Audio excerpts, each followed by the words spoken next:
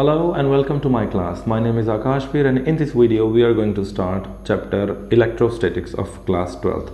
Basically electrostatics क्या होती है। तो देखो इलेक्ट्रिसिटी जो एक चैप्टर होता है it is related to electricity, it is related to electrons. Okay, और जब हम बात करते हैं इलेक्ट्रॉन्स की तो हम बात करते हैं चार्ज की, और चार्ज फिर एक होता है पॉजिटिव और एक होता है नेगेटिव। ओके, तो वो दोनों चार्ज और फिर उन चार्ज के फ्लो, तो दो तरह से इलेक्ट्रिसिटी को डिवाइड किया गया। इलेक्ट्रोस्टैटिक्स में जहाँ मतलब इलेक्ट्रॉन्स की बात होगी और उसमें स्टैटिक्स की बात होगी। स्टैटिक्स मतलब होता है जो कि मूवमेंट नहीं है, और जब हम इलेक्ट्रॉन के मूवमेंट की या फिर करंट के मूवमेंट की बात करेंगे, चार्ज के मूवमेंट की बात करेंगे, वहाँ पर चैप्टर आ जाएगा अपना करंट इलेक्ट्रिसिटी। ठीक है, तो शुरू करते हैं इलेक्ट्रोस्टैटिक्स। ठीक है, फ्रॉम द वेरी बेसिक सबसे पहली चीज़ आती है चार्ज। क्या होता है चार्ज? जैसे पूरा का पूरी कोई भी बॉडी किससे बनी हुई है? मास से बनी हुई है। इन द सेम वे जब भी हम किसी चार्ज बॉडी की बात करते हैं तो उसके अंदर जो चार्ज आता है वो आता है एक इलेक्ट्रॉन की वजह से। ठीक है, हर एक एटम में जब हम देखते हैं कोई भी एटम, उसके सेंटर में बिल्कुल छोटी सी जगह में, वेरी निग्लिजिबल मास जिसको बोलोगे, बहुत ही छोटे रेडियस में, वहाँ पर सारा का सारा किसी भी एटम का positive charge in the very centre of an atom is kept, रखा होता है, मौजूद होता है। और नेगेटिव चार्ज जो होता है वो यहाँ पर इलेक्ट्रॉन के रूप में आउटर शेल्स में, यहाँ पर दो ये आ गए और उसके बाद यहाँ पर आ गए 8, तो वो इलेक्ट्रॉन्स रिवॉल्व करते रहते हैं चारों तरफ एटम के। ठीक है, और इन्हीं के मूवमेंट से ये इलेक्ट्रॉन यहाँ पे मूव करता है और फिर हम बोलते हैं कि भाई बॉडी चार्ज हो गई। कैसे? जैसे क्या बोलते हैं, एटम, यहाँ पर एटम, यहाँ पर आ गया अपना चार्ज। ठीक है, ये हो गया एक इलेक्ट्रॉन, यहाँ पर है पॉजिटिव चार्ज। ये इलेक्ट्रॉन जब यहाँ से निकलेगा तो ये बॉडी चार्ज हो जाएगी पॉजिटिवली। कैसे पॉजिटिवली चार्ज हो जाएगी? क्योंकि कोई भी एटम बेसिकली क्या होता है? न्यूट्रल होता है। एटम हमेशा न्यूट्रल होता है। न्यूट्रल का मतलब जितना उसमें पॉजिटिव चार्ज होता है न्यूक्लियस के अंदर, उतना ही उसमें नेगेटिव चार्ज होता है जो बाहर घूमते हुए इलेक्ट्रॉन होते हैं उनके पास। ठीक है, तो जैसे ही चार्ज इधर उधर होता है बॉडी चार्ज हो जाती है। ठीक, तो चार्ज हल्का सा समझ में आ गया क्या होता है। अब चार्ज की कुछ जो प्रॉपर्टीज़ है वो देखते हैं। चार्ज है क्या? चार्ज एक इनहेरेंट प्रॉपर्टी है। इनहेरेंट का मतलब क्या होता है? इनहेरेंट मतलब एक बिल्कुल बेसिक इंट्रिंसिक प्रॉपर्टी है। चार्ज आता कहाँ से है ये अभी भी मतलब ये चीज़ें घूम रही है भाई। चार्ज इसमें क्वार्क्स होते हैं, अप क्वार्क, डाउन क्वार्क वगैरह, फिर उसके और हम डीप जाते हैं तो वहाँ पर स्ट्रिंग थ्योरी, स्ट्रिंग्स होते हैं, तो उनकी वजह से चार्ज से इट इज़ बिलीव। बिकॉज जब क्वांटम लेवल पे जब हम बात करते हैं, बहुत डीपर लेवल पे जब हम बात करते हैं, तो चीज़ें जनरली अंडरस्टैंडेबल नहीं होती सभी के लिए, तो जनरली हम चार्ज को लेकर चलते हैं। तो it is inherent property of mass या मैटर बोल सकते हैं। जैसे मैटर के पास मास होता है, अगर मास है तो उसके पास मैटर होगा। इन द सेम वे अगर मास है तो उसके पास चार्ज पार्टिकल होंगे। ठीक है, तो सबसे पहले एक इलेक्ट्रॉन या प्रोटॉन की बात कर सकते हैं अपन। तो सबसे पहले एक इलेक्ट्रॉन या प्रोटॉन, जो सबसे स्मॉलेस्ट यूनिट, जो डिवाइड करने के बाद वो बदल जाती है ना। पहले एटम था, फिर उसके बाद एटम के बाद एटम का मतलब ये होता है undividable, which can not be divided. तो लेकिन उसके बाद और स्टडी करी तो पता चला कि न्यूक्लियस के पास चार्ज होता है और उसके चारों तरफ इलेक्ट्रॉन्स घूम रहे होते हैं गोल गोल गोल गोल। ये न्यूक्लियस और चारों तरफ यहाँ पर इलेक्ट्रॉन गोल गोल गोल गोल घूम रहे हैं। ठीक है, और जो ये ऑर्बिट बनी होती है इलेक्ट्रॉन की, दिस इज द प्रोबेबिलिटी कि इलेक्ट्रॉन यहाँ मौजूद होगा, नॉट एग्जैक्टली कि इलेक्ट्रॉन यहाँ है। ठीक, अब चार्ज की प्रॉपर्टी के बारे में बात करते हैं कि चार्ज के पास क्या क्या प्रॉपर्टी होती है। चार्ज तो पहली जैसे आपने पढ़ा है कि कंजर्वेशन ऑफ मास हमने देखा है ना, mass can neither be created nor be destroyed. Actually जब आप ऊपर लेवल से बात करते हो तो mass can neither be created nor be destroyed, but जब हम डीपर लेवल में बात करेंगे, mass can be created and can be destroyed, because in that case mass gets converted into energy. We know, एक इक्वेशन पढ़ी ना आपने बहुत फेमस, E इक्वल टू इधर क्या, E equal to mc squared, है ना। तो यहाँ से अगर मैं मास की बात करूँ तो मास क्या हो जाएगा? E divided by c squared. तो ये मास कुछ एनर्जी से कन्वर्ट हुआ है।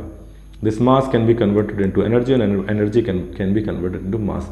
तो यहाँ पे charge is always conserved, charge remains conserved. अगर पूरे यूनिवर्स का हमको चार्ज माने तो वो कंजर्व रहता है। एक बॉडी से निकलते हैं इलेक्ट्रॉन, दूसरी बॉडी में चले जाते हैं। जिस बॉडी से इलेक्ट्रॉन निकले वो बॉडी हो गई पॉजिटिवली चार्ज, जिस बॉडी पर इलेक्ट्रॉन गए वो बॉडी हो गई नेगेटिवली चार्ज। तो चार्ज हमेशा क्या रहेगा? कंजर्व। तो पहली चीज क्या आ गई? Charge remains conserved, remains conserved. ठीक है, एक तो हो गई ये प्रॉपर्टी चार्ज की। यूनिट जो होती है सबसे छोटी जो चार्ज की मतलब फंडामेंटल यूनिट है उसको हम बोलते हैं ई। ठीक है, फंडामेंटल मतलब एक पार्टिकल बोल दो या एक सबसे छोटे यूनिट। तो यहाँ पर जो सबसे छोटा चार्ज होगा वो 1.6 times 10⁻⁻19 coulomb. Coulomb is the unit of charge. तो सबसे छोटा इतना ही चार्ज होगा, इससे छोटा चार्ज नहीं हो सकता। इसके बाद जो अगला चार्ज होगा तो वो ई के बाद होगा 2e के बराबर, जो हो जाएगा 2 टाइम्स ऑफ 1.6 इंटू 10⁻⁻19 कूलम। तो ये इंटीग्रल मल्टीपल होता है। तो यहाँ पर किसी भी बॉडी का अगर टोटल चार्ज निकालना हो तो वो टोटल चार्ज क्यू से डिनोट करते हैं, वो क्या हो जाएगा? n number of electrons times e, number of charge particles times e. तो इसको बोलते हैं क्वांटाइजेशन ऑफ चार्ज। जैसे आप किसी दुकान पर गए सपोज, तो आपको दुकान से ये पेन लेकर आना है, तो आप दुकान पर क्या बोलोगे? या तो बोलोगे 1 पेन दे दो मुझे, या बोलोगे मुझे 2 पेन दे दो, 3 पेन, 4 पेन दे दो। आप ये नहीं बोलोगे मुझे 1.5 पेन दे दो। ठीक है, तो इसी को बोलते हैं क्वांटाइजेशन। एक पर्टिकुलर एक क्वांटा है, एक इंटीग्रल चीज है, एक इंटीजर है, तो इंटीजर वैल्यू में चार्ज होता है। 1.5 नहीं होगा। वी कैन नॉट से कि किसी बॉडी के ऊपर चार्ज है 1.5 के बराबर। ओके, अगर यहाँ से मैं कोई वैल्यू चेंज कर दूँ, सपोज मैं लिख दूँ 2.0 इंटू 10⁻⁻19 कूलम, तो ये चार्ज एग्जिस्ट नहीं करेगा। 1.6 के बाद सीधा 3.2 और मल्टीपल 10⁻⁻19 के रूप में आएगा। ठीक है, उसके बाद चार्ज कितने टाइप का हो सकता है? Let's move ahead. चार्ज कितने टाइप का होता है? ये आर्बिट्रेरी है। आर्बिट्रेरी मतलब बस ऐसे ही माना हुआ, आर्बिट्रेरी। तो आर्बिट्रेरीली माना हुआ है कि जब हम दो बॉडी को ऐसे रगड़ते हैं, जैसे कि अपन ने रगड़ दिया, एक रॉड ले ली, ग्लास रॉड, और एक सिल्क ले लिया, सिल्क। तो ग्लास रॉड और सिल्क को जब ऐसे करके रगड़ा, ये ग्लास रॉड है, सिल्क है, इसको ऐसे ऐसे करके रगड़ दिया, यहाँ पर बहुत ऐसे रगड़ दिया, तो इसके बाद एक चार्ज इस पे आ जाएगा, एक चार्ज इस पे आ जाएगा। जितना चार्ज इस पे आएगा उतना ही चार्ज इस पे आएगा। ठीक है, उसके बाद एक और रॉड ले ली, उसको भी ऐसे करके रगड़ दिया, और जब दोनों रॉड को पास में लेकर गए या बांध कर उसके पास ऐसे करके लेकर आए, तो वो रॉड उससे क्या होगी? रिपल होगी। मान लिया कि इसके ऊपर पॉजिटिव आया है और इसके ऊपर नेगेटिव। पॉजिटिव चार्ज होता कौन सा है नहीं पता, it is just not defined, बस आर्बिट्रेरीली मान लिया कि प्रोटॉन के ऊपर पॉजिटिव है और इलेक्ट्रॉन के ऊपर नेगेटिव है। ठीक है, जब सिल्क और रॉड को आप ऐसे करके करोगे तो रॉड क्या हो जाती है? रॉड के ऊपर पॉजिटिव चार्ज आ जाएगा और सिल्क के ऊपर क्या आ जाएगा? Negative charge. ठीक है, रॉड के पास एक रॉड लेकर गए, दोनों के दोनों क्या हो जाएंगे? आपस में रिपेल करना शुरू हो जाएंगे। तो यहाँ से एक और प्रॉपर्टी आती है कि जो ये रॉड होगी दूसरे रॉड को रिपेल करेगी। ठीक है, ये ऐसे करके बांध दिया, यहाँ पर एक इसको ये सरफेस, और यहाँ पर इससे एक रॉड बांध दी। अब इस रॉड के ऊपर पॉजिटिव चार्ज आ गया, और इसके पास अगर एक और रॉड लेकर जाएं ऐसे सिल्क से जिसको रगड़ा है, तो ये दोनों की दोनों क्या करेंगे? Both of these will repel each other. ये उधर की उस तरफ भागेगा। ठीक है, यहाँ से एक और चीज़ निकल कर आती है कि unlike charges repel each other. ठीक है, और यहीं पे अगर कोई और चीज़ या अनचार्ज या कोई और बॉडी लेकर आए, अगर यहाँ पर ये रॉड अनचार्ज होती तो वो अट्रैक्ट करती, और उस केस में क्या हो जाता? उस केस में ये वाला चार्ज गायब। उस केस में यहाँ पर आ जाता नेगेटिव चार्ज, और यहाँ पर आ जाता पॉजिटिव चार्ज। एक डाइपोल टाइप बन जाता चार्ज का, और ये चीज़ इसको अट्रैक्ट करती है। इधर होती है और ये इस तरफ अट्रैक्शन होता। सो अनलाइक चार्जेस जो अलग अलग टाइप के चार्ज होते हैं वो क्या करते हैं? एक दूसरे को अट्रैक्ट करते हैं, जो कि नेचर में सब जगह होता है। ऑपोजिट थिंग्स ऑलवेज अट्रैक्ट, तो ऑपोजिट चार्जेस अट्रैक्ट। ठीक है, opposite things attract, not always necessarily. Yes, opposite charges attract, unlike charges attract, and like charges repel. तो ये कोई बॉडी है, इसके ऊपर पॉजिटिव चार्ज है, यहाँ एक बॉडी है, इसके ऊपर पॉजिटिव चार्ज है, ये दोनों एक दूसरे को क्या करेंगी? रिपेल करेंगे। ठीक है, late us move further. What is this?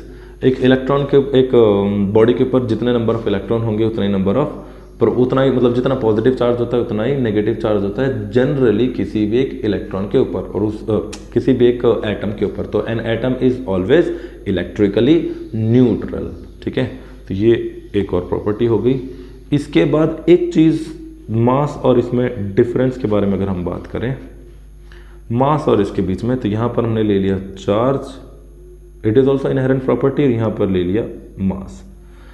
Charge is integral multiple of one quanta, एक पर्टिकुलर क्वांटा, एक क्वांटा मतलब एक स्मॉलेस्ट लिमिट, उसके फिर इंटीग्रल मल्टीपल होंगे। तो चार्ज क्या है, क्वांटाइज्ड है, क्वांटाइज्ड। मास अभी क्वांटाइज्ड नहीं है, नहीं पता। हम जाते हैं बोलते हैं कि भाई बड़ा सी कोई बॉडी है वो बनी हुई है एटम से, लेकिन एटम भी सभी के किसी के छोटे होते हैं किसी के बड़े होते हैं, ठीक है। और फिर वो एटम खुद इलेक्ट्रॉन प्रोटॉन से बना हुआ है। उसके बाद फिर आप खुद डीपर जाओगे तो वो क्वार्क से बना हुआ है, और डीपर जाओगे तो वो फिर स्ट्रिंग्स वगैरह से बना हुआ है। तो still it is not defined. तो मास वी कैन नॉट से कि इट इज़ क्वांटाइज्ड। तो जनरली लिख देता हूँ मैं नॉट क्वांटाइज्ड, ठीक है। अगर इफेक्ट ऑफ वेलोसिटी की बात करूं, चार्ज पर वेलोसिटी का इफेक्ट नहीं होता है। Charge does not depend on velocity, does not depend on v for velocity. But अगर किसी मास की बात करूं तो मास वेलोसिटी पर डिपेंड करता है। ये जनरली समझ में नहीं आएगा, you will have to go deeper and you will have to read theory of relativity. जब थ्योरी ऑफ रिलेटिविटी पढ़ोगे वहां पर आपके पास एक इक्वेशन आती है, m equals m naught divided by 1 minus v square by c square. तो जितनी ज़्यादा आपकी वेलोसिटी v की होगी, ये जो आपका मास होगा उतना ज़्यादा होता जाएगा, ठीक है। और ये जो v होगी, this must be some multiple तो नहीं बोल सकते, but it can be near the velocity of c। What is value of c? Velocity of light. तो when an object moves with the velocity of light, its mass changes. उसका मास बदलता है, it increases, decrease नहीं होगा, it increases, वो बढ़ता है। ये हो गया rest mass of that object, और अगर वेलोसिटी बढ़ रही है तो उसका मास बढ़ेगा, okay. This is from the theory of relativity given by Albert Einstein in 1905, and उसके बाद उन्होंने उस इक्वेशंस पे और काम किया, फिर 1915 में ये सब चीज़ें निकाली। 1905 थ्योरी ऑफ रिलेटिविटी, ओके। उसके बाद चार्ज जो है, charge can be positive and charge can be negative, ठीक है। तो चार्ज पॉजिटिव भी हो सकता है, चार्ज नेगेटिव भी हो सकता है। But if we talk about mass, mass can not, और जीरो भी हो सकता है, चार्ज कैन बी जीरो, है ना। जीरो भी हो सकता है, पॉजिटिव भी हो सकता है, नेगेटिव भी हो सकता है, but mass can never be zero और नेगेटिव। अगर कोई मैटर है, कोई चीज़ आपके सामने है, तो उसके पास मास होगा, दैट कैन बी निग्लिजिबली स्मॉल, बहुत छोटा हो सकता है, बट मास होगा ही होगा। तो mass is always greater than zero, ठीक है। इसको ये नीचे मैंने वैसे ही लगा दिया, mass is always greater than zero. Charge can be greater than zero, less than zero और जीरो, ओके। और क्या होता है भाई मास में और इसमें डिफरेंस, चार्जेस में। एक चीज़ और, अब हमने देखा कि भाई मास तो है ही है, तो इलेक्ट्रॉन का मास कितना होता है। इलेक्ट्रॉन का मास कुछ हो गया 9.1 into 10 to the power minus 31 kg। और इलेक्ट्रॉन का चार्ज कितना हो गया, एक इलेक्ट्रॉन के ऊपर हम नेगेटिव चार्ज बोलते हैं। Charge on an electron is negative of 1.6 time 10 to the power minus 19 coulomb. एक प्रोटॉन के ऊपर भी सेम चार्ज, ठीक है, लेकिन वो पॉजिटिव मानते हैं इसको। इट इज़ अगेन आर्बिट्रेरली, ये कहीं लिखा है, कहीं मतलब सत्यापित नहीं है, बस मान लिया। अब क्या चीज़ है यहाँ पर कि जब हम किसी बॉडी में चार्ज डालेंगे, सपोज ये एक बॉडी है, इसके ऊपर यहाँ से एक इलेक्ट्रॉन आया, इसके ऊपर चला गया, एक और इलेक्ट्रॉन आया, वो भी चला गया, 2 इलेक्ट्रॉन इसके ऊपर आ गए, तो ये बॉडी चार्ज हो गई। अब ये बॉडी चार्ज हुई है, तो बताओ इसमें मास में चेंज होगा कि नहीं होगा? ऑफ कोर्स होगा, क्योंकि इसके ऊपर पहले जो मास था उसमें 2 times of 9.1 into 10 to the power minus 31 kg का मास इसका इंक्रीज हो गया, ठीक है। तो हम ले सकते हैं, तो ये 2 को बोल देते हैं n, ठीक है, ये 2 हो गया n और ये हो गया मास ऑफ 1 इलेक्ट्रॉन। तो जब किसी बॉडी में चार्ज आता है या चार्ज जाता है, अगर कोई बॉडी नेगेटिवली चार्ज है, अगर कोई बॉडी नेगेटिवली चार्ज है तो उसका मास बढ़ता है in terms of the mass of n electron. और अगर किसी बॉडी का चार्ज पॉजिटिव होता है, जब कोई बॉडी पॉजिटिवली, कोई बॉडी चार्ज कब होती है, जब उसका इलेक्ट्रॉन निकलता है, तो उसका मास क्या होगा, रिड्यूस। इलेक्ट्रॉन निकल गया, बॉडी क्या होगी, पॉजिटिवली चार्ज बच गई, तो उसका मास रिड्यूस होता है, ठीक है। So that small change in mass, हम लिख सकते हैं small change in mass is equal to actual mass minus n number of electrons of course, and this is mass of n electron. तो change in mass it is very small but it is there.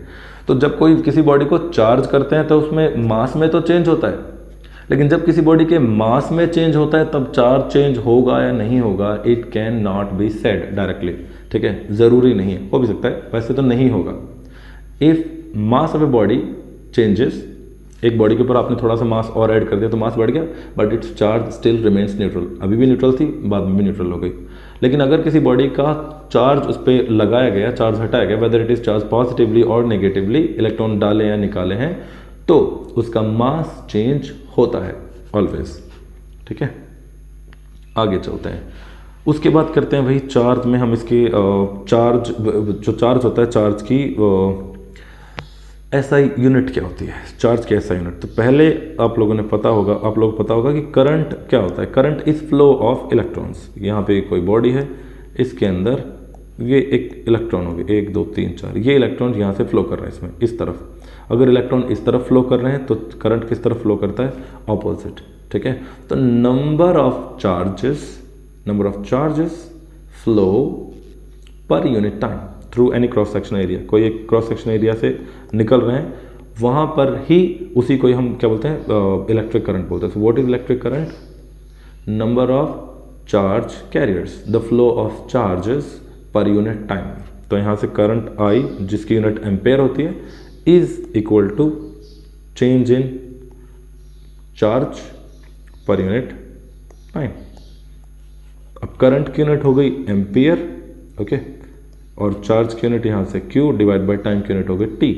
तो इस charge के लिए हम लिखते हैं C, okay.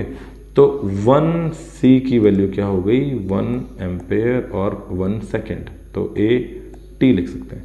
तो coulomb के लिए ये यूनिट आ गई AT, okay. Ampere and time, A for ampere, T for time and Q is for charge, जिसका कूलम से रिप्रेजेंट करते हैं। कूलम जो साइंटिस्ट थे, ये क्या हो गया, कूबॉम्ब हो गया, तो कूबॉम्ब, ओहो बॉम्ब, coulombs charge, coulomb unit of charge, ampere is unit of current and T time की unit T seconds, okay. Next is properties of charge हो गई।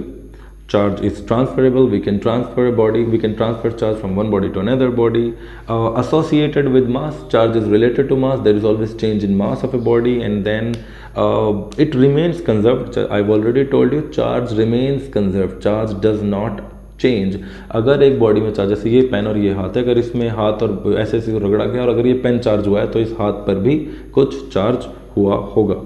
There must be some charge, there must some charge appearing on that body. उस body के ऊपर भी charge appear होता है। Charge is always created in pairs. जितना यहाँ पर नेगेटिव चार्ज आएगा उतना इस पेन के ऊपर पॉजिटिव चार्ज आएगा, और अगर पेन के ऊपर कुछ नेगेटिव चार्ज है तो हाथ के ऊपर positive charge.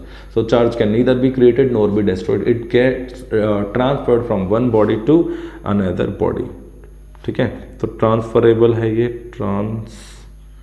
Charge is transferable, ठीक। उसके बाद एटम इज ऑलवेज न्यूट्रल। कुछ पॉइंट्स मैंने लिख रखे हैं, वहाँ से टिप के बता रहा हूँ मैं। Atom is neutral and do not depend on mass. Charge do not depend on mass, mass depends on charge. यानी कि चार्ज चेंज करने से मास चेंज होता है, लेकिन मास चेंज करने से चार्ज चेंज नहीं होता। अब बात करते हैं कि चार्ज से प्रोड्यूस क्या क्या होता है। बहुत ही इंपॉर्टेंट चीज़, अगर चार्ज स्टेटिक है, रखा हुआ है, यहाँ पर ये एक पॉजिटिव चार्ज जिसको हम पॉजिटिव मान रहे हैं वो रखा हुआ है, तो ये अपने चारों तरफ क्या प्रोड्यूस करता है, इससे यहाँ ऐसे बाहर की तरफ हम रेज बना देते हैं, लाइंस बना देते हैं। These are all imaginary lines, और इसका मतलब है यहाँ पर इलेक्ट्रिक फील्ड बन रहा है। There is always a field around a charge. उस फील्ड में अगर हम एक यूनिट पॉजिटिव चार्ज, एक छोटा सा चार्ज यहाँ पर रखेंगे तो उसके ऊपर कुछ फोर्स लगेगी, और अगर इसके ऊपर कुछ फोर्स लग रही है तो the force acting per unit charge, is field, ठीक है। The field is the force which is experienced by a unit positive charge is called the field. तो एक पॉजिटिव चार्ज है या नेगेटिव चार्ज है कोई भी, उसको अगर रखा, ये भी पॉजिटिव होगा तो इसको वहाँ फेंकेगा। यूनिट चार्ज को जनरली पॉजिटिव मानते हैं, ठीक है। यूनिट पॉजिटिव चार्ज रखा हुआ है तो ये इसको रिपेल करेगा because like charge is repel. तो रिपेल कर रहा है तो इसके चारों तरफ यहाँ पर कौन सा फील्ड बन रहा है? When the charge is static, when the charge is at rest, there is an electric field. Static charge के पास सिर्फ इलेक्ट्रिक फील्ड होता है। और अगर ये चार्ज मोशन में आ गया, ये चार्ज है, नेगेटिव ले लेता हूँ, ये चार्ज यहाँ चल रहा है, इसके साथ और 2-4 चार्ज चल रहे हैं, बहुत सारे चार्जेस चल रहे हैं, they are in motion. When charge is in motion, इसके पास एक और चीज़ आ जाती है प्लस। जब ये मोशन में आया तो इसके पास इलेक्ट्रिक फील्ड तो था ही, कहीं नहीं भागेगा, वो वहीं पे रहेगा, उसके पास मैग्नेटिक फील्ड भी आ जाता है। What is field? What is field? Field क्या होता है? फील्ड एक एरिया होता है, एक रीजन होता है, imaginary area, imaginary region, vicinity around a charge in which force or impact or असर और influence of charge can be experienced by a unit positive charge। अगर ये पॉजिटिव चार्ज है, इसके आजू बाजू एक यूनिट पॉजिटिव चार्ज रखेंगे तो वो रिपेल करेगा, इट विल रिपेल, है ना। और अगर नेगेटिव चार्ज है तो वो उसको अट्रैक्ट करेगा, तो वो एरिया हो गया। In the same way magnetic field is also a field जिसके अंदर मैग्नेटिक प्रॉपर्टीज आ जाती हैं, यानी कि अगर उसके पास एक मैग्नेटिक नॉर्थ पोल लेकर आओगे तो वो उसे रिपेल करेगा, ओके। और अगर ये कौन सा मोशन है? यूनिफॉर्म।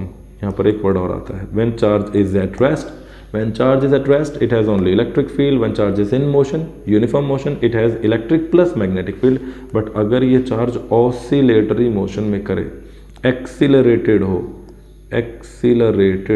एक्सीलरेटेड वही जो ऑसिलेट कर रहा है, ठीक है। ऑसिलेटरी एक्सीलेशन, जो ऑसिलेटरी मोशन होता है वो एक्सीलरेटेड मोशन होता है, लेकिन जो एक्सीलरेटेड मोशन होता है वो ज़रूरी नहीं है कि ऑसिलेटरी मोशन हो। जैसे आप अपनी गाड़ी में बैठकर जा रहे हो तो आपकी गाड़ी की गति आपने बढ़ा दी तो आप एक्सेलरेट कर रहे हो, ऑसिलेट नहीं कर रहे हो। Oscillate means when you move, when your velocity is changing and back and fourth, oscillatory. तो व्हेन चार्ज इज एक्सीलरेटेड या फिर ऑसिलेटरी, ठीक है, तो उसमें इलेक्ट्रिक फील्ड भी है और मैग्नेटिक फील्ड भी है, और इन दोनों की वजह से, इलेक्ट्रिक और मैग्नेटिक फील्ड की वजह से वेव्स जनरेट हो जाती हैं, okay.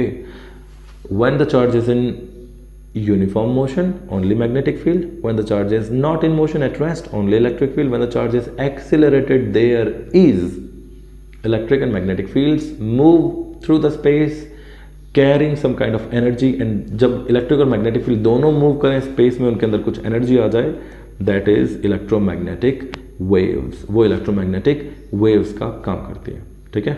Again when charge is at rest only electric field is produced around it, it is there, produced क्या है उसके पास होता ही है। When charge is in motion it starts producing magnetic field, and when the charge is accelerated और it is oscillating it produces electromagnetic waves, and electromagnetic waves are just electric and magnetic fields moving through space and they have some energy, कुछ कर सकते हैं वो, उनके अंदर energy होती है, ठीक है। Charge is always quantize, charge क्या होता है? NE के रूप में होता है, NE से कम ज़्यादा नहीं होता। मैं ऐसा नहीं लिख सकता charge is 0.5 E, it can never be possible. अगर आपसे बोलूँ कि मेरे पास एक चार्ज है 1.6 × 10⁻18 कूलम, तो कम हो गया ना, ये एग्जिस्ट नहीं कर सकता। अगर मैं बोलूँ कि 2.4 × 10⁻19 कूलम का चार्ज है, again it can not exist, ये मल्टीपल होना चाहिए और ये इसका मल्टीपल होना चाहिए, ये 10⁻19 का और ये वैल्यू 16 का, है ना, 16। 1.6 का मल्टीपल 1.6, 3.2, 4.8, 5.7 जो भी है, 6.4 लाइक दैट, ठीक है। एडिटिविटी, अगर यहाँ एक बॉडी है, यहाँ एक और बॉडी है, इसके ऊपर कुछ पॉजिटिव चार्ज है, मान लेते हैं पॉजिटिव 2E, और इसके ऊपर एक चार्ज है -1, अगर -1E, अगर इन दोनों को हम पास लाएं, अगर इन दोनों को करीब लाके जोड़ें, टच कर दें, तो ये दोनों जुड़ जाएंगे, चार्जेस जुड़ जाएंगे एल्जेब्रिकली। तो ओवरऑल जब ये दोनों बॉडी टच कर दिया आपने, तो इन दोनों बॉडी के ऊपर चार्ज कितना बच गया? कंबाइन इस बॉडी के ऊपर चार्ज बच गया यहाँ पर 1E जो कि पॉजिटिव, यानी कि 2 में से ये वाला नेगेटिव 1 घट जाएगा, इलेक्ट्रॉन ही तो है। इसके पास क्या है, इसके पास 2 इलेक्ट्रॉन की कमी है, इसके पास 1 इलेक्ट्रॉन फालतू है, तो ये वाला एक इलेक्ट्रॉन जो है वो इसके पास आ जाएगा और ओवरऑल टोटल बॉडी के ऊपर चार्ज बचेगा 1 इलेक्ट्रॉन का। ठीक है, चार्ज इज क्वांटाइज्ड, उसी के रूप में एक बॉडी से दूसरे बॉडी पर जाता है। अलजेब्रिकली हम उन्हें ऐड कर सकते हैं। ठीक, और इसी के बेसिस पे अपने पास 2 चीज़ें आती हैं। एक तो होता है conductor. What is conductor? Conductors has very loosely bound electrons moving around the atom। Atom के चारों तरफ जो आउटर मोस्ट शेल होती है, उस आउटर मोस्ट शेल में यहाँ जो इलेक्ट्रॉन होते हैं वो इस न्यूक्लियस से वेरी लूजली बाउंड होते हैं। उनके ऊपर न्यूक्लियस की जो इलेक्ट्रोस्टैटिक फोर्स, अगेन यहाँ पर इलेक्ट्रोस्टैटिक फोर्स ही है, न्यूक्लियस में पॉजिटिव चार्ज, यहाँ पर नेगेटिव चार्ज, और ये नेगेटिव पॉजिटिव एक दूसरे को अट्रैक्ट करते हैं। इलेक्ट्रॉन गोल गोल गोल गोल घूमते रहते हैं, भागते नहीं हैं। बट मेटल के केस में क्या होगा, अगर आप इनको कुछ भी यहाँ पर चार्ज दोगे, बाहर से इलेक्ट्रिक फील्ड लगाओगे, इलेक्ट्रिक फील्ड अगेन, तो ये जो इलेक्ट्रॉन है ये जंप कर देंगे, इनको हीट वगैरह करेंगे, कुछ भी करेंगे, कंडक्टिविटी देंगे, इलेक्ट्रिक फील्ड लगाएंगे, बाहर से वायर टच करेंगे, तो ये इलेक्ट्रॉन एक यहाँ पर एक और दूसरा एटम इसके पास में लगा है, तो यहाँ से इलेक्ट्रॉन जंप होकर यहाँ आ जाएगा। ठीक है, यहाँ एक और कोई एटम है, इससे जंप होकर यहाँ आ गया। तो from the outermost shell एक इलेक्ट्रॉन एक एटम से दूसरे एटम पर चला जाता है।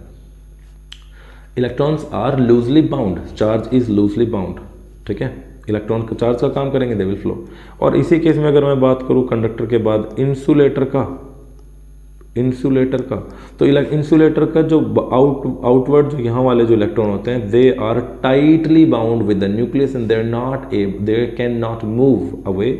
वो यहाँ से यहाँ जा नहीं सकते, भाग नहीं सकते, तो वो कंडक्शन नहीं होता इलेक्ट्रिसिटी का, इसीलिए इनको इंसुलेटर बोलते हैं। They are not good conductors of electricity. ठीक है, इसके बाद आती है भाई चार्जिंग का केस। चार्जिंग कैसे कर सकते हैं हम? चार्जिंग क्या होती है, अगर आपके पास कोई एक बॉडी है, कोई 2 बॉडी, उन 2 बॉडी जैसे अभी इसमें करके दिखाया था ना ऐसे वाला, silk cloth and it is glass rod, इनको अगर ऐसे करके रब करेंगे तो क्या हो जाएगा, जो सिल्क रॉड है वो आपकी क्या हो जाएगी, पॉजिटिवली चार्ज हो जाएगी, और जो आपकी क्लॉथ होगा ऑफ कोर्स उतना ही चार्ज उसके ऊपर रह जाएगा, तो ये हो जाएगी चार्जिंग। ठीक है, अब इसी चीज़ की जो चार्जिंग होती है इसको हम बोलते हैं चार्ज बाय रबिंग और चार्ज बाय फ्रिक्शन। फ्रिक्शन की वजह से एक बॉडी से दूसरी बॉडी में चार्ज चले जाते हैं। ठीक है, क्या अब यहाँ पर आपके लिए एक क्वेश्चन है, क्या होगा अगर आपकी ये रॉड जो है ये मेटल की रॉड है, ये मेटल रॉड है, इस मेटल रॉड को अगर आप कपड़े से, सिल्क से आप रब करोगे तो क्या ये चार्ज होगी या नहीं होगी? इसके तो इलेक्ट्रॉन लूजली बाउंड भी हैं, तो इसका आंसर आप कमेंट बॉक्स में लिख सकते हो। ठीक है, लेट अस मूव अहेड। आपने ये रॉड जो है ये ऐसे पकड़ रखी है और आप कपड़े से इसको रब कर रहे हो, ये चार्ज होगी या नहीं होगी? होगी तो क्या होगा, और अगर नहीं होगी तो कैसे हो सकती है? This is you have to write your answer in the comment box below. Charge by friction के बाद हम करते हैं charge by conduction. Charge by conduction में क्या होगा? Charge by conduction, charge by friction पता चली गया। चार्ज बाय कंडक्शन में क्या है, जैसे ये एक बॉडी है, ये रखी जो आप अपनी बुक में देखते हो ना, ऐसे करके एक गोला रखा हुआ, एक बॉल स्फीयर चार्ज्ड, यहाँ पर एक और बॉडी है। अगर इसके ऊपर यहाँ पर कुछ पॉजिटिव चार्ज है इसके अंदर, ठीक है, इसके अंदर कोई भी चार्ज नहीं है, ये न्यूट्रल है, और ये क्या हो गई? पॉजिटिवली चार्ज हो गई। ठीक, दिस इज पॉजिटिवली चार्ज्ड। तो जब इन दोनों को मैं कनेक्ट कर दूं किसी वायर से, या फिर मैं इन दोनों को टच कर दूं आपस में, तो मान लेते हैं इसके ऊपर 2 कूलम का चार्ज था। दोनों बॉडी जब टच होंगी तो इनके ऊपर टोटल चार्ज 2 कूलम का ही रह जाएगा, क्योंकि वो न्यूट्रल है तो वो चार्ज हो जाएगी। और उसके बाद जैसे टच कर दिए फिर सेपरेट कर दिए, सेपरेट करने के बाद इसके ऊपर 1 कूलम का चार्ज और इसके ऊपर भी 1 कूलम का चार्ज बचेगा। ठीक है, आया समझ में? जब हम किसी चार्ज बॉडी को दूसरी न्यूट्रल बॉडी को, चार्ज बॉडी से दूसरी न्यूट्रल बॉडी को टच करते हैं, तो जो अनचार्ज बॉडी रहती है उसके ऊपर या तो इलेक्ट्रॉन ए, मतलब सपोज ए और बी नाम लेते हैं, ये ए है और ये बी है, ए को बी से टच किया तो या तो अगर ए के पास इलेक्ट्रॉन ज़्यादा है तो वो बी की तरफ भाग जाएंगे, और ए के पास इलेक्ट्रॉन कम है, बी के पास ज़्यादा है, तो बी से ए की तरफ आ जाएंगे तो बी पॉजिटिव चार्ज हो जाएगा। अब यहाँ पर जो बी है वो न्यूट्रल है, तो इसके पास जितने नंबर ऑफ इलेक्ट्रॉन उतने नंबर ऑफ प्रोटॉन हो गए, इट इज़ न्यूट्रल। और जो यहाँ ए है इसके पास क्या इलेक्ट्रॉन्स की कमी है क्योंकि पॉजिटिवली चार्ज है, तो जो बी है वहाँ से इलेक्ट्रॉन यहाँ पर आ जाएंगे और ए और बी दोनों तब तक आते रहेंगे इलेक्ट्रॉन जब तक दोनों का चार्ज बराबर नहीं हो जाता। दोनों बराबर हो जाएंगे, एक एक दोनों के ऊपर एक एक कूलम चार्ज हो जाएगा। तीसरा है चार्ज बाय इंडक्शन। देखो ये चीज़ मैं सिर्फ नॉर्मल एक्सप्लेन कर रहा हूँ, आप बुक में पढ़ भी सकते हो, ठीक है। बोर हो रहे हो, इट्स ओके, थोड़ी देर गीत सुन लो। चार्ज बाय इंडक्शन, इंड्यूस करना है, चार्ज इंड्यूस करना है, इंड्यूस से बन गया ये इंडक्शन, ठीक है। इंडक्शन कैसे, इंडक्शन कैसे, जैसे यहाँ पर अगेन ये एक बॉडी रख दी, यहाँ एक बॉडी रख दी, यहाँ ये एक रॉड है। अगर ये रॉड पॉजिटिवली चार्ज्ड है, अगर ये रॉड ये पॉजिटिवली चार्ज्ड है तो इस पॉजिटिवली चार्ज रॉड को इसके पास लेकर गए, जैसे ही हम इसको इसके और पास लेकर गए, ठीक है, इसको पास लेकर गए, इस बॉडी में, इस बॉडी में जो ये बॉडी है ए, इस बॉडी में यहाँ पर इस तरफ नेगेटिव चार्ज बन जाएगा, इंड्यूस हो जाएगा, यानी कि इसकी बॉडी के अंदर नेगेटिव चार्ज बन, और बनने का मतलब प्रोड्यूस नहीं है, इंड्यूस है, पैदा नहीं हो रहा, अपीयर नहीं हो रहा, इट जस्ट जो एटम्स हैं वो सेपरेट हो जाएंगे, एटम्स के इलेक्ट्रॉन्स निकल निकल के बाहर आ जाएंगे। इस बॉडी के इलेक्ट्रॉन्स निकल निकल के यहाँ पर आ गए तो इस तरफ क्या बच गया, पॉजिटिव चार्ज, तो इस पूरी बॉडी में एक तरह से डाइपोल के जैसा ये बन जाएगा। और अगर इस वाले पोर्शन को हमने अर्थ कर दिया, अर्थिंग कर दी, टच कर दिया, तो अर्थ से ये वाला पोर्शन, इधर वाला पोर्शन एक्सेस ऑफ इलेक्ट्रॉन्स को अट्रैक्ट कर लेगा। इसने अट्रैक्ट कर लिया तो यहाँ से इलेक्ट्रॉन इसके पास फालतू आ गए, आगे फालतू, देखो अभी तक कुछ टच नहीं किया है इसमें, जितने अभी भी जितने प्रोटॉन है उतने इलेक्ट्रॉन है, नेट चार्ज इज 0, बट जैसे ही इसे अर्थ कर दिया, टच कर दिया किसी चीज़ से, यहाँ से अर्थिंग कर दी, कनेक्ट कर दिया अर्थ से, तो अर्थ से इलेक्ट्रॉन निकल निकल के यहाँ पर आ जाएंगे और ये वाला पार्ट क्या हो गया, न्यूट्रल, और ये वाला पार्ट है नेगेटिव, यहाँ वाला पार्ट नेगेटिव है। और फिर जो ये डंडी है, ये स्टिक है, स्टिक को दूर कर देंगे तो this will remain like this. इसमें क्या हो जाएगा, टोटल पूरी बॉडी के ऊपर नेगेटिव चार्ज यूनिफॉर्मली डिस्ट्रीब्यूट हो जाएगा। तो बिना टच करे, बिना रब करे चार्ज पैदा कर दिया, चार्ज इज इंड्यूस्ड। ओके, तो ये हो गया चार्ज का इंडक्शन। उसके बाद एक क्वेश्चन है, एक क्वेश्चन आप करके देखेंगे, and this question is using Avogadro's number. Avogadro number क्या होता है? अवोगाड्रो नंबर का मतलब होता है एक नंबर ऑफ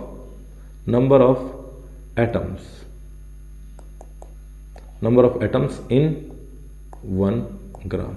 1 ग्राम में कितने एटम होते हैं? अलग अलग मेटल के अलग अलग एटम हो गए, किसी के छोटे किसी को बड़े, तो एक ही ग्राम के अंदर कुछ एटम्स ज़्यादा आ जाएंगे, कुछ एटम्स कम आ जाएंगे, सिंपल। तो नंबर ऑफ एटम्स निकालने के लिए यही एक नंबर है, ठीक है।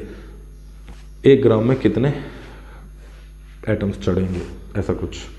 ओके, तो अवोगाड्रो नंबर की वैल्यू क्या होगी? 6.023 इंटू 10 टू द पावर 23, उसके बाद पर ग्राम पर मोल, ठीक। अगर आपको एक क्वेश्चन दिया गया है, क्या है क्वेश्चन? सपोज आपके पास है कि एक क्वेश्चन गायब हो गया, इसमें नहीं है,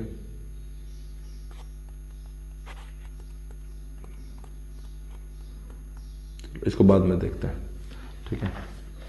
लेट्स मूव फर्दर। अब एक और क्वेश्चन है इसके अलावा, ये मुझे याद नहीं आ रहा, I forgot, memory problem, yes. ये एक क्वेश्चन बहुत ही अच्छा, शानदार, रट भी जाना चाहिए आपको कि एक इलेक्ट्रॉन में जिसका चार्ज 1.6 × 10⁻⁹ कूलम होता है, ये जो चार्ज होता है ये किसके ऊपर है? एक इलेक्ट्रॉन के ऊपर। अगर आपको एक कूलम के इलेक्ट्रॉन निकालने हो तो क्या होगा? तो इस नंबर को उस तरफ ले जाकर सीधा डिवाइड करना है, and you will get number of electron आ जाएंगे। Number of charge on 1 electron is 1.6 × 10⁻⁹ coulomb, and एक कूलम के लिए कितने इलेक्ट्रॉन्स की रिक्वायरमेंट पड़ेगी? तो ये हो जाएगा 1.6 × 10⁻⁹।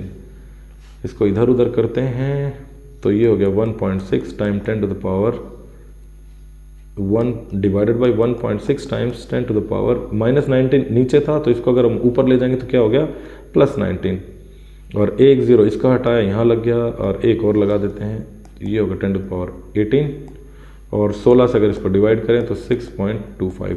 तो 1 कूलम में 1 coulomb is equal to 6.25 times 10 to the power 18 electrons. एक कूलम चार्ज के लिए किसी बॉडी के ऊपर 6.25 times 10 to the power 18 electrons होने चाहिए, तब जाकर एक कूलम चार्ज बनेगा। ठीक है, और अगर एक कूलम एक सेकेंड में फ्लो हो रहा है, सपोज ये एक वायर है, इसके अंदर एक सेकेंड में फ्लो हो रहा है एक कूलम चार्ज, यानी कि 6.25 times 10 to the power 18 electron जब एक सेकेंड में फ्लो हो रहे हैं यहाँ से, तब हम बोलते हैं कि इस वायर में 1 एम्पेयर का करंट मौजूद है। सो फॉर 1 एम्पेयर बहुत सारे इलेक्ट्रॉन की रिक्वायरमेंट होती है। ठीक है, ओके जी, आगे चलते हैं। ये हो गया कॉन्सेप्ट अभी चार्ज वाला खत्म, आई गेस समझ में आ गया होगा। Let's move to the next topic. Next topic is Coulomb's law. Coulomb की लॉ क्या है? 11th में भी पढ़ा होगा और 9th में भी पढ़ा होगा। Newton's law of gravitation. Newton's law of gravitation क्या बताया कि अगर कोई दो मास हैं तो उन दोनों मासेस में सेंटर टू सेंटर ज्वाइन करते हैं, उन दोनों मास के प्रोडक्ट के डायरेक्टली प्रोपोर्शनल होती है एक force, that is called force of gravity, gravitational force, and that gravitational force Fg is proportional to the product of masses, ये ma, ये a हो गया, ये b है ना, and inversely proportional to the distance, ये कोई distance हो गया, r बोल देते हैं, d बोल दो, r square और d square। ठीक है, so gravitational force is proportional to the product of the masses of both the atoms and inversely proportional to the square of the distance between the centers of both the masses। उन दोनों मास के centre से होती है जो line join करेगी, उसमें centre line पर ही ये फोर्स एक्ट करती है। ठीक है, and this is always attractive, और यहाँ से F की जो वैल्यू आ जाती है वो होती है G m1 m2 ma mb जो भी लिखना है इंटू आर स्क्वायर। तो यहाँ से एक चीज़ हमें निकल के आती है कि F is inversely proportional to the square of the distance between the centres of both the masses. Inversely proportional है स्क्वायर के डिस्टेंस के स्क्वायर के। सेम चीज़ यहाँ पर कूलम में भी है, तो एक मीम्स भी बना हुआ है, आपने कभी देखा हो तो, कि जब न्यूटन ने ये लॉ लिखी, न्यूटन कुछ काम कर रहे थे, कूलम पीछे बैठ के ऐसे देख रहा था, ओ, और कूलम ने टिप लिया। कूलम ने ये टिप लिया कि ये एक चार्ज है Q, ये यहाँ पर इस बॉडी के ऊपर चार्ज है Q, यहाँ पर एक और कोई बॉडी है उसके ऊपर भी चार्ज है Q, इसको Q1 बोल दो, इसको Q2 बोल दो, या इनकी शक्ल अलग अलग बनाते हैं, Q एंड Q। तो जो इनके बीच में जो फोर्स आएगी, that force is inversely proportional to the distance between them, उसके स्क्वायर के proportional, inversely. The force between two charges is inversely proportional to the square of the distance between them, and the force is directly proportional to the product of charges. तो यहाँ से मास के product के बराबर था ये वाले फोर्स, प्रोपोर्शनल थी, ये चार्ज के प्रोडक्ट के प्रोपोर्शनल। ठीक है, और जब ये प्रोपोर्शनैलिटी कांस्टेंट हटाते हैं तो F is equal to K times Q divided by R squared. This is what we get, and the value of K जो कैलकुलेशन टोर्शन मेजरमेंट से कोई एक डिवाइस होती है, थोड़ी सी टोर्शन बैलेंस तराजू टाइप होता है, एंड दे कैरेट। ठीक है, और वहाँ से ये इसकी वैल्यू आती है K is 1/4 pi epsilon not, जिसको 9 × 10 टू द पावर 9 और उसके साथ क्या हो जाएगा, Newton metre square per coulomb square आ जाएगा। ठीक है, और एप्सिलॉन क्या है यहाँ पर, ये अगेन एक कांस्टेंट और आ जाता है यहाँ पर। Epsilon is 8.854 times 10 to the power -12 coulomb square per newton and per metre square. क्या मतलब होता है एप्सिलॉन का, इसमें इतना समझ में आ गया। This is Coulomb's law. Coulomb's law states that The force acting between two charges is proportional to the product of these charges and inversely proportional to the square of the distance between them, multiplied by constant, and this constant is 9 into 10 k. Constant is k. This is called Coulomb force constant. इसकी value 1 by 4 pi epsilon naught, which is equal to 9 into 10 power 9 newton metre square per coulomb square. ठीक है, इसके बाद आगे चलते हैं epsilon. अब ये एप्सिलॉन का रोल क्या होता है? देखो, जब किसी बॉडी के चारों तरफ कुछ भी नहीं होता तो उस बॉडी के चारों तरफ कुछ भी नहीं होता। और अगर किसी बॉडी के चारों तरफ, सपोज ये एक चार्ज है पॉजिटिव, इसके यहाँ चारों तरफ कुछ भी नहीं है, तो इसके आजू बाजू का जो एरिया है, इसके आजू बाजू का जो ये रीजन है, this region can not be charge, ये रीजन चार्ज नहीं हो सकता।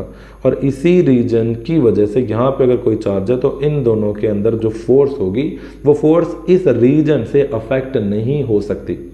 ठीक है, और यहीं पर ये वाली वैल्यू रखी जाएगी एप्सिलॉन की। ठीक है, अगर इसके बीच में कोई एक मटेरियल मीडियम रख दिया जाए तो इस एप्सिलॉन की वैल्यू जो है एप्सिलॉन नॉट से क्या हो जाती है? Epsilon. What is this epsilon? This epsilon is the product of permittivity of this region, और इसी एप्सिलॉन को परमिटिविटी बोलते हैं। जब कुछ भी नहीं है तो बोलते हैं परमिटिविटी ऑफ वैक्यूम और permittivity of free space.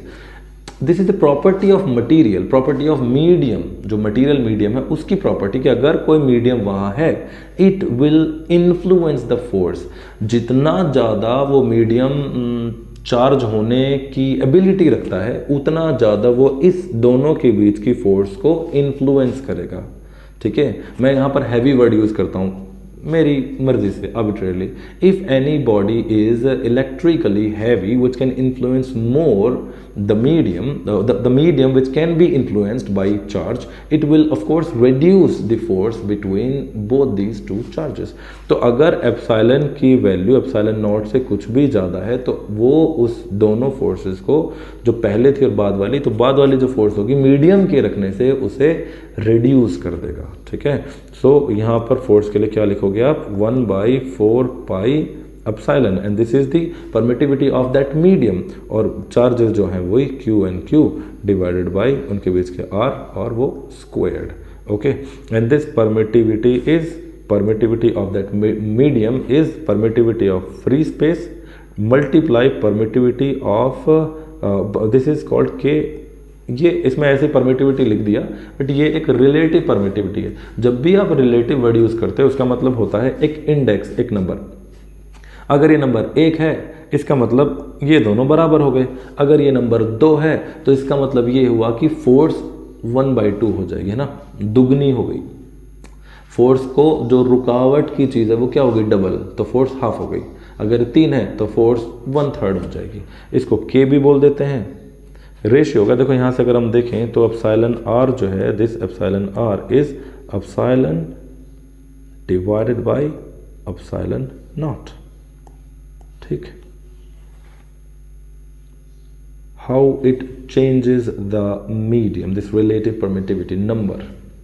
Okay, तो यहाँ पर ये एप्सिलॉन भी हो गया, परमिटिविटी भी हो गई। हाँ, एप्सिलॉन की वैल्यू क्या होती है इन दोनों की? एप्सिलॉन की वैल्यू मैंने यहाँ पे क्या बताया था कि ये 1 होती है। अगर ये रिलेटिव जो वर्ड है ये अगर 1 हो गया तो ये दोनों चीज़ क्या हो गई? सेम। ठीक, epsilon R and epsilon naught is epsilon.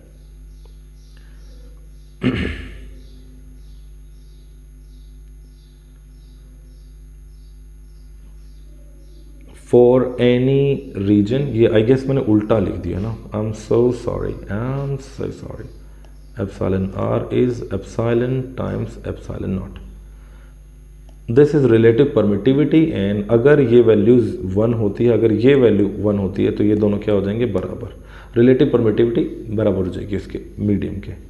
ठीक है, अब बढ़ते हैं Coulomb's law in vector form. थोड़ा सा वेक्टर वाली चीज़ यहाँ पर आ जाएगी। ये x, ये y वेक्टर की फॉर्म में मान लेते हैं एक चार्ज यहाँ है और एक चार्ज है यहाँ कहीं। इसके ऊपर यहाँ से ये जो रीजन हो गया, ये डायरेक्शन इसका जो वेक्टर कंपोनेंट हो गया पोजीशन का, वेक्टर पोजीशन वेक्टर जो हो गया वो हो गया R1 और यहाँ पर जो है पोजीशन वेक्टर वो हो गया R2। अब ये चार्ज इसको किस तरफ, अगर ये दोनों सेम है पॉजिटिव है तो ये चार्ज इसे रिपेल करेगा इस डायरेक्शन में, ओके, और ये चार्ज इसे रिपेल करेगा इस डायरेक्शन में। तो इस डायरेक्शन में जो रिपेल कर रहा है इसका नाम लिख दिया 1, इसका नाम लिख दिया 2। तो 1 के ऊपर जो फोर्स 2 के ऊपर लग रही है उसे हम बोल सकते हैं F21, force on 2 due to 1, और जो यहां लग रही है उसको बोल दिया F12।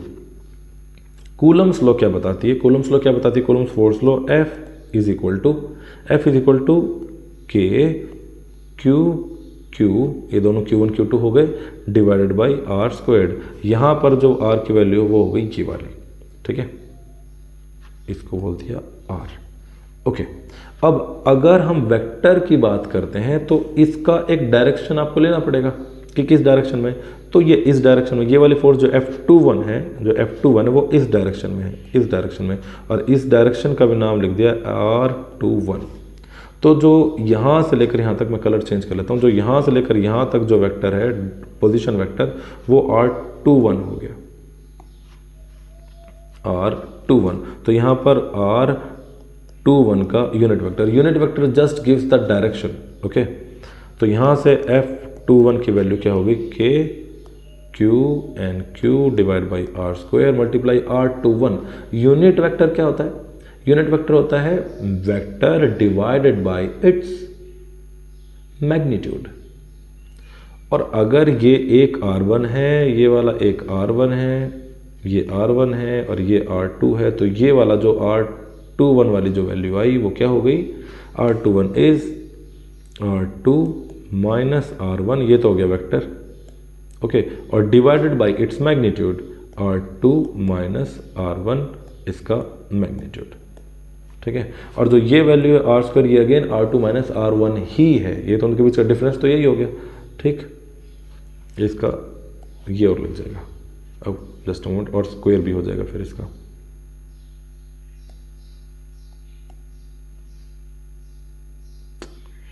अयो R2 माइनस R1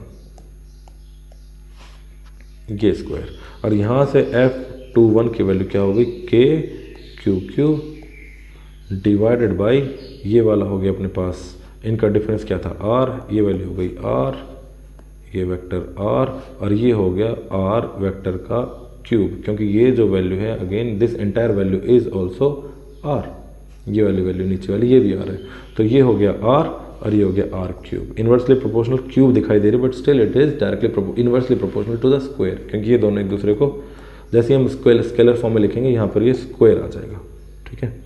और जब हम इसको R21 बोल रहे हैं तो R12 भी होगी, फोर्स 12 जब लिखेंगे तो वो हो जाएगा K Q divided by R12 इसका स्क्वायर, ओके, और इसके साथ यहाँ पे लग जाएगा R12 cap, R12 again unit vector giving just direction, ठीक है।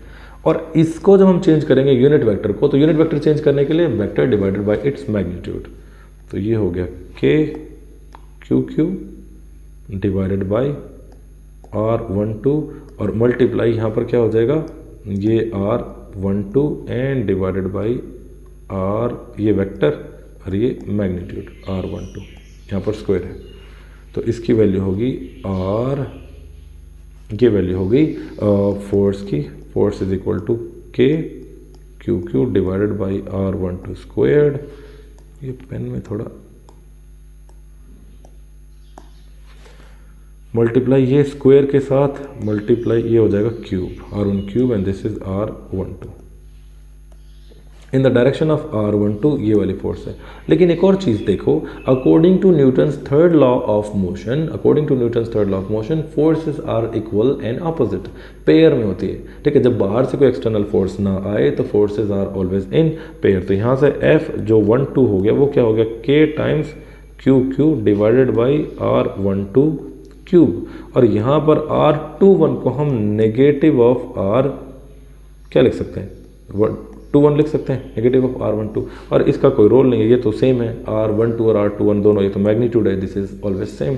तो ये जो वैल्यू थी ये पहले जब हमने फोर्स निकाली थी R21 वाले में, तब भी हमारे पास यही नंबर आए थे, K, Q1, Q2 and R21 और R12 का ये नीचे क्यूब, मैग्नीट्यूड का क्यूब, उनके बीच के डिफरेंस का क्यूब। तो इसमें जो R12 हुआ this is equal to negative of KQ divided by, यहाँ पर मल्टीप्लाई ये हो गया R21 और नीचे हो गया R, इसको चाहे 12 लिखो चाहे 21 लिखो, इट डज नॉट मैटर, ये वेक्टर है, ठीक है, ये वेक्टर है इसका क्यूब। तो ये जो वैल्यू थी ये R21 की भी थी, तो यहाँ से न्यूटन्स थर्ड लॉ आ जाती है कि R21 is equal to negative of R12 force 12 is equal to force